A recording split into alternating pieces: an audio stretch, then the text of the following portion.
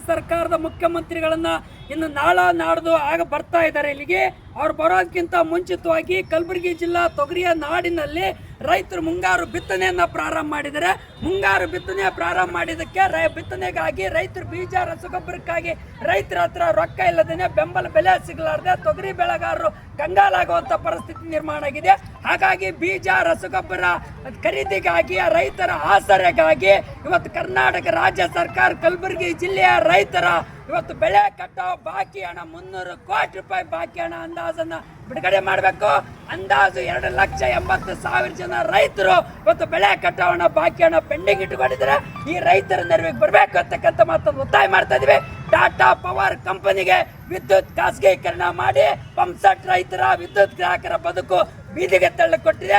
ವಿದ್ಯುತ್ ಖಾಸಗೀಕರಣ ತಡೆಗಟ್ಟಬೇಕು ಅಂತಕ್ಕಂಥ ಮಾತನ್ನು ಹೇಳಿಕೊಟ್ಟಿವೆ. ಇವತ್ತು KERC ಈ ಒಂದು ಟಾಟಾ ಪವರ್ ಕಂಪನಿ ಅರ್ಜಿಯನ್ನ ರದ್ದು ಮಾಡಬೇಕು ಅಂತಕ್ಕಂಥ ಮಾತನ್ನು ಆಗ್ರಹಿಸಿ ಇವತ್ತು ಪ್ರತಿಭಟನೆ ನಡೆಸೋದ್ರ ಮೂಲಕ ಇವತ್ತು ಕರ್ನಾಟಕ ರಾಜ್ಯ ಸರ್ಕಾರಕ್ಕೆ ಇದು ಒತ್ತಾಯನ ಮಾಡ್ತಾ ಇದೆ ಅಂತಕ್ಕಂಥ ಮಾತನ್ನು ಹೇಳಿಕೆ ನಾನು ಬಯಸ್ತೇನೆ.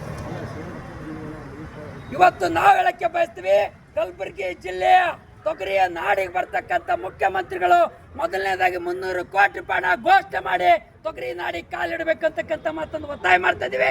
ಇದ್ರ ಜೊತೆಗೆ ಟಾಟಾ ಪವರ್ ಕಂಪನಿಗೆ ಇವತ್ತು KERC ಅವ್ರದ್ದು ಅರ್ಜಿಯನ್ನ ರದ್ದುಗೊಳಿಸಬೇಕು. ನಾಡ್ದು ಹೇರಿಂಗ್ ಕರೆದಿದ್ದಾರೆ. ಯಾವ ಪಂಪ್ ಸೆಟ್ ರೈತರು ಬೆನ್ನಿಗೆ ಚೂರಿ ಆಗ್ತಕ್ಕಂಥದ್ದು ಇರ್ತಕ್ಕಂಥ ನೀತಿಯನ್ನ ಇವತ್ತು ನಾವು ಖಂಡಿಸ್ತಾ ಇದ್ದೀವಿ. KERC ಅದನ್ನ ಅರ್ಜಿಯನ್ನ ಟಾಟಾ ಪವರ್ ಕಂಪನಿ ಅರ್ಜಿಯನ್ನ ರದ್ದುಗೊಳಿಸಬೇಕಂತಕ್ಕಂಥ ಮಾತನ್ನು ಆಗ್ರಹ ಮಾಡ್ತಾ ಇದೀವಿ.